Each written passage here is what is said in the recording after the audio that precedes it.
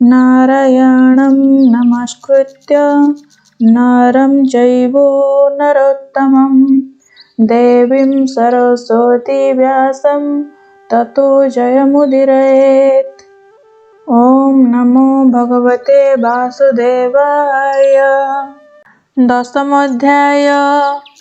शुक उवाच मुनि कहन्ति राये शृण ए भागवतर लक्षण 10 प्रकारे भाव चिन्ति पुराण पुरुषे बोलान्ति ताहा कहिबा एके एके प्रस्तावे तोहर सम्मुखे सर्ग विसर्ग जेबा स्थान पोषण उति परिमाण जे मन्वन्तर ईश कथा निरोध मुक्तिर व्यवस्था आश्रय मिश्रित सगुण ए भागवतर लक्षण 10 विशुद्ध अर्थे रहे नव लक्षण जेबा होए वेद विचारी महाजने तत्व कहन्ति अनुमाने 10 इंद्रिय पंचमात्र महत तुले पंचभूत ताहांक जन्म सर्ग कहि विसर्ग शुण चित्त देई विराट पुरुषर देहे ब्रह्मा सर्जना जेते होए पौरुष चराचर जेते विसर्ग बोलन्ति टिएते विष्णु विजय स्थिति नाम भक्तानुग्रह जे पोषण मन्वन्तर जे मनु धर्म कर्म वासना उति नाम विष्णु अवतार रचित तार भक्तंक जे भगत कृष्णर कथा अनुवादे उत्तम पुरुषंक मध्ये ईशानु कथा एहा कहि अपरे शुण मन देई संहरी आत्मार सकति जले शयन जोगपति निरोध बोली तार नाम निज स्वभावे पूर्ण काम मुक्ति स्वरूपे व्यवस्थिति जहि न घटे पुनर्गति आभास निरोध ए दुई जाठारु प्रकाश हुई आश्रय नाम से बोलाई परम ब्रह्म जाकु कही से परमात्मा नर हरि अंशे अशेष घटे पुरी तार सकाशु जीव एक तेणु बोलाई आध्यात्मिक से अधिदेवता बोलाई अधिभूतंक आत्मा सेई जेबे निविच्छेद करई ताहाकु अधिभूत कही अभावे एक एकतर जदि न लक्ष्ये परस्पर तेबे नुहई संसार जे मन्ते चक्षुदीन कर तृतीय साक्षी रूप होई जे देखे परमात्मा सेहि अन्य आश्रय से हुई तार आश्रय अटे सेहि सर्व आश्रय तार नाम परम पुरुष उत्तम से जेउ काले अंड भेदी बाहर हेला गुण निधि आत्मार स्थान इच्छा करी स्वभावे जल सृष्टि करी से जल मध्ये मायाधर बंचिला सहस्र बत्सर जलर नारा बोली नाम तेणु ता नाम नारायण जे द्रव्य गुण कर्म काल स्वभावे जीव एक मेल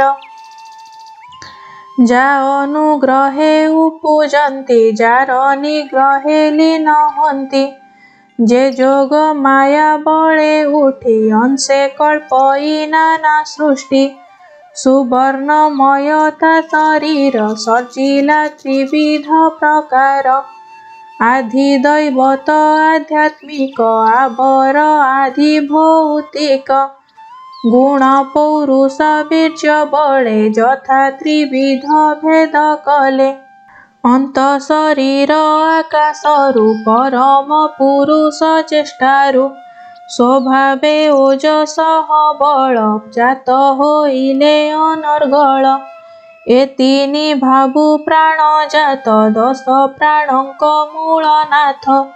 ତାହାର ବଳେ ପ୍ରାଣ ଚଳେ ଇନ୍ଦ୍ରିୟ ଚେଷ୍ଟାକୁ ସେ କରେ। ଜ୍ଞାନ ଅଜ୍ଞାନ ଏହି ମତେ ଅଶେଷ ଜନ ଅନ୍ତର୍ଗତେ। ରାଜାକୁ ଯେହ୍ନେ ଆଶ୍ରେ କରି ସେବକେ ପଥ ଅନୁସରି। ମୂଳ କମଳୁ ଏହି ମତେ ସଞ୍ଚରୁ ବ୍ରହ୍ମରନ୍ଧ୍ର ପଥେ। ପ୍ରାଣର ଆତଜାତ ଶ୍ରମେ ଉପୁଜେ କ୍ଷୁଧା ତୃଷା ସମେ। କ୍ଷୁଧା ତୃଷାର ମାର୍ଗ ସୁଖ ଅର୍ଥେ ସୃଜିଲା ଅଗ୍ରେ ମୁଖ। ମୁଖର ମୂଳେ ତାଳୁ ଜାତ ସଂଯୋଗେ ରସନା ସମ୍ଭୂତ। ତାର ସଂଯୋଗେ ନାନା ରସେ ବସନ୍ତି ବରୁଣ ବିଶ୍ୱାସେ। ଶବଦ ଅର୍ଥେ ମୁଖ ଦ୍ୱାରେ ଅଗ୍ନି ଦେବତା ବାକ୍ୟ ଧରେ। ସୂଚିର କାଳ ଥାଇ ଜଳେ ନାସା ବିମ୍ବର ବାୟୁ ବଳେ। ଆଘ୍ରାଣ ଅର୍ଥେ ଉପୁଜିଲେ ତତ୍କ୍ଷଣେ ଗନ୍ଧ ବହତୁଲେ। ଆତ୍ମାର ଦେଖି ଅନ୍ଧକାର ବ୍ରହ୍ମା ସୃଜିଲା ଚକ୍ଷୁ ଦ୍ୱାର। ଜ୍ୟୋତି ସର୍ଜିଲା ତାର କ୍ଷଣେ ରୂପ ଗ୍ରହଣ ଇଛି ମନେ। ବେଦ ପୁରୁଷଙ୍କ ବଚନେ ବିଧାତା ବେଦ ଅନୁମାନେ। ଶୁଣିବା ଅର୍ଥେ ନାନା ସ୍ୱନ ନିର୍ମଳେ ପ୍ରକାଶିଲା କର୍ଣ୍ଣ। ଦିଗ ଦେବତାଙ୍କର କ୍ଷଣେ ପ୍ରକାଶେ ଯେ ବାମେ ଦକ୍ଷିଣେ। ବସ୍ତୁର କୋମଳ କଠିନ ଲଘୁ କି ଅବା ଗୁରୁ ଗୁଣ। ଶୀତଳ ଉଷ୍ମ ଯେଣେ ଜାଣି ପବନ ଯୋଗେ ପରିମାଣି। ସେ ଚର୍ମ ଇନ୍ଦ୍ରି ଗୁଣେ ଭଜି ଉପରେ ବହେ ରୋମ ରାଜି। ଅଶେଷ କର୍ମ କରିବାରେ ପ୍ରକାଶ ହୃଦୟ ଉପରେ। ବାମ ଦକ୍ଷିଣ ବେନି କର ଯହିଁ ରକ୍ଷକ ସୁନାସିର। ଦାନ ଆଦାନ କର୍ମ ଆଦି ଅର୍ଥେ ସର୍ଜିଲା ବେଦବାଦୀ। ସୁଗମ ଗତି ଚିନ୍ତି ପୁଣ ବିଧାତା ସର୍ଜିଲା ଚରଣ। ସେ ବାମ ଦକ୍ଷିଣ ପଦର ରକ୍ଷକ ହେଲେ ଯଜ୍ଞେଶ୍ୱର। ସମସ୍ତ ହବ୍ୟ କବ୍ୟ ବିଧି ଚରଣ ଯୋଗ ବଳେ ସାଧି। ବେନି ଚରଣ ମୂଳ ଦେଶେ ଆନନ୍ଦେ ଶିଷ୍ଣ ପରକାଶେ। ସନ୍ତାନ ଉତ୍ପତ୍ତି କାରଣେ ରକ୍ଷକ ପ୍ରଜାପତି ଗଣେ। ଉଭୟ ଆନନ୍ଦର ଦ୍ୱାର ଅନଙ୍ଗ ତୁଲେ ନିଶାକର। ଉତ୍ସର୍ଗ ଅର୍ଥେ ବେଦ ବର ତପେ ସୃଜିଲା ମଳ ଦ୍ୱାର। ମିତ୍ର ଦେବତାର ବିଷୟ ଉଭୟ ଉତ୍ସର୍ଗ ଆଶ୍ରୟ। ଦେହରୁ ଦେହାନ୍ତର ଗତି ଇଚ୍ଛାରୁ ନାଭି ଉତପତି। ନାଭିରେ ପ୍ରାଣ ଯେ ଅପାନ ବିଯୋଗେ ହୁଅଇ ମରଣ। ଅନ୍ନ ଭୋଜନ ପାନ ସଧେ ନାଡ଼ି ସୃଜିଲା କୁକ୍ଷି ମଧ୍ୟେ। ନାଡ଼ୀରେ ନଦୀ ତୃଷା ବସେ ଅନ୍ତେ ସମୁଦ୍ର ରହେ ଗ୍ରାସେ। ଉଭୟ ନିମିତ୍ତ ଏ ଦୁଇ ଯେ ତୁଷ୍ଟି ପୁଷ୍ଟି ନାମ ବହି। ଆତ୍ମମାୟାକୁ ଚିନ୍ତା କରି ସତ୍ତ୍ୱେ ହୃଦୟ ରୂପ ଧରି। କାମ ସଂକଳ୍ପ ଚନ୍ଦ୍ର ମନ ହୃଦୟ ଏହାଙ୍କର ସ୍ଥାନ। ହୃଦୟ ଆବୋରିବା ଆସେ ଅସ୍ଥି ସର୍ଜିଲା ପୃଷ୍ଠ ଦେଶେ। ଅସ୍ଥି ଭିତରେ ମଜ୍ଜା କଲା ଉପରେ ମେଦ ଭିଆଇଲା। ତାର ଉପରେ ମାଂସ ଧରି ରୁଧିର ଆବରଣ କରି। ତାର ଉପରେ ଚର୍ମ ରୋମ ମଜ୍ଜାର ମଧ୍ୟେ ରହେ ବ୍ୟୋମ। ଏମନ୍ତ କରି ସପ୍ତ ଧାତୁ ପ୍ରାଣୀ ଜୀବନ ମୂଳ ହେତୁ। ବାସ୍ତରି ସହସ୍ତ ଯେ ନାଡ଼ି ହୃଦ କମଳ ମଧ୍ୟେ ବେଢ଼ି। ପ୍ରାଣ ରହଇ ତାଙ୍କ ମଧ୍ୟେ ଅନ୍ତରେ ରସ ମୂଳ ଭେଦେ। ତ୍ରିଗୁଣାତ୍ମକ ଇନ୍ଦ୍ରିଗଣ ଭୂତାଦି ପ୍ରଭାବ ଯେ ଗୁଣ। କଳ୍ପିତ ଅହଙ୍କାରେ ପୁଣ ସର୍ବ ବିକାର ଆତ୍ମା ମନ। बुद्धि विज्ञान स्वरूपिणी जेणे संसार माया जिणी अबनी उदक नळ पवन आकाश मंडल ए पंचभूत कळेबर विष्णुर भजन मंदिर एमंते कहिली मु तोते विष्णुर स्थूल रूप जेते ए जीव ब्रह्मांड धारणे बेष्टित अष्ट आवरणे पृथिवी आदि पंचभूत मन अहंकार महत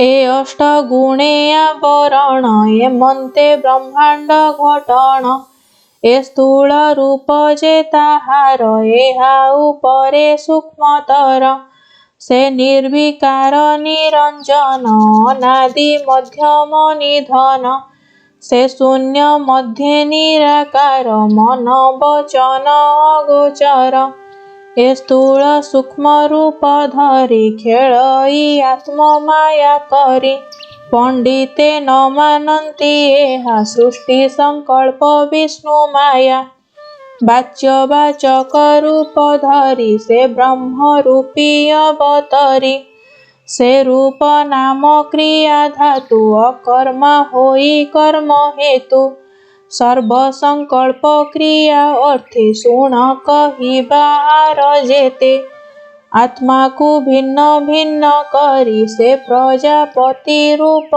धरी मनुଙ୍କୁ सर्जिला से हेळे ऋषि देवता पितृ मेळे सिद्धचारण विद्याधर गंधर्व गुह्यक असुर किन्नर अपसरा गण नाग किं पुरुष जे पूर्ण जक्ष उरग मातृगण पिशाच भूत प्रेत मान कुष्मांड गण विनायक उन्माद बेताल जेतेक जे जातु धान सरीसृप ग्रह मृगादि खग रूप वृक्ष पर्वत पशुगण ए रूपे कलेक सर्जन द्विविध चतुर्विध गणे जले वा स्थले वा गगने मिश्र कुशल अकुशल तीनि प्रकारे कर्म फल एते प्रकारे कर्म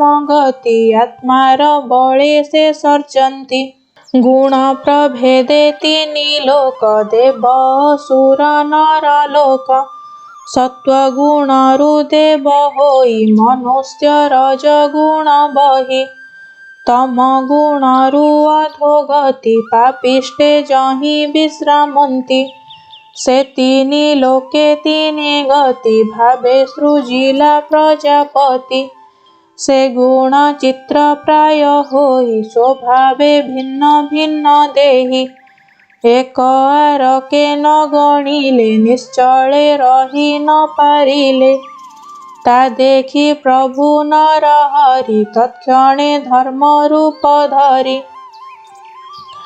विश्व को पालिबार अर्थे देव मनुष्य पशु जेते ए तीनि रूपे भगवान रक्षा पोषणे करी स्थान सुख संपद भोग देई जे विधि संसारे बढ़ाई सृष्टिर भोग अन्ते हरि कालाग्नि रुद्र रूप धरी आत्मार क्रीडा नाश करे बालक जे शनि व्यवहारे सर्वहरई अवसाने जिमुत जे सन पवने ए भावे हरि गुण जेते देवे चिंतिबे काहि चित्ते केवल भावे तांकु जानी श्रुति वचने ता प्रमाणी सृष्टिर जन्म आदि काले से कर्म साधे जोग बळे स्वभावे कर्म जार नाही माया रे विश्व प्रकाशई ए ब्रह्म कल्पित संसार विकल्प नामटी एहार ए नित्य साधारण विधि जे पूर्व कल्परु प्रसिद्धि प्राकृत वैकृत संसार महत स्थानर संचार संक्षेपे कहिलहि तते तु जाहा पचारिलु मोते ଯେ କଳ୍ପ ଲକ୍ଷଣ ଯେ ନାମ ଯେ ବା କାଳର ପରିମାଣ। ଭାବେ କହିବି କଳ୍ପ ଗୁଣ ରାଜନ ସାବଧାନୀ ଶୁଣ। ସୌନକ ଆଦି ମୁନି ଗଣ ସୁତଙ୍କୁ ପଚାରନ୍ତି ପୁଣ। ସୌନକ ଉବାଚ ହେ ସୁତ ତୁମ୍ଭେ ଆମ୍ଭଗାଗେ ଯାହା କହିଲ ଆତ୍ମମାର୍ଗେ। ଦୁର୍ଯ୍ୟୋଧନର ଦୁଷ୍ଟ ବାଣୀ ବିଦୁର ସଭା ମଧ୍ୟେ ଶୁଣି।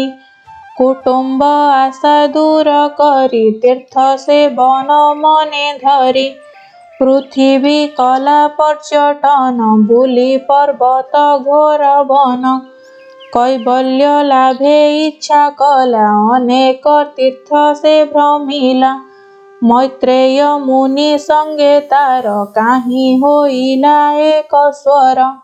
ବ୍ରହ୍ମ ସମ୍ବାଦ ବେନି ଜନେ କରି ବଞ୍ଚିଲେ କେଉଁ ସ୍ଥାନେ। ବିଦୁର ପଚାରିଲେ ଯେତେ ମୈତ୍ରେୟ ବୋଧିଲେ ଯେ ମନ୍ତେ। ସେ ବନ୍ଧୁ ତ୍ୟାଗୀ କି ନିମନ୍ତେ ପୁଣି ମିଳିଲେ ଇନ୍ଦ୍ରପ୍ରସ୍ଥେ। ହେ ସୁତ କହ ସର୍ବ କଥା ଯେଣେ ଛାଡ଼ିବ ଭବ ବ୍ୟଥା। ପଦ୍ମକଳ୍ପର କଥା କହ ଯେଣେ ନ ଲାଗେ ଭବ ମୋହ। ସୌନକ ପ୍ରଶ୍ନ ସୁତ ଶୁଣି କହନ୍ତି ଶୁଣ ମହାମୁନି। ସୁତ ଉବାଚ ଯେ ପ୍ରଶ୍ନ କଲ ତୁମ୍ଭେ ମୋତେ ଏ ପ୍ରଶ୍ନ ଶୁକଙ୍କ ଅଗ୍ରତେ। ପୁଛିଲେ ରାଜା ପରୀକ୍ଷିତ ମୈତ୍ରେୟ ବିଦୁର ଚରିତ।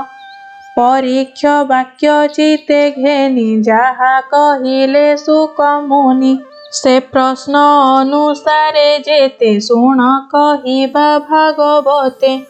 ସୁତ ସୌନକ ସମ୍ବାଦ ଶୁଣନ୍ତେ ନ ଲାଗେ ପ୍ରମାଦ।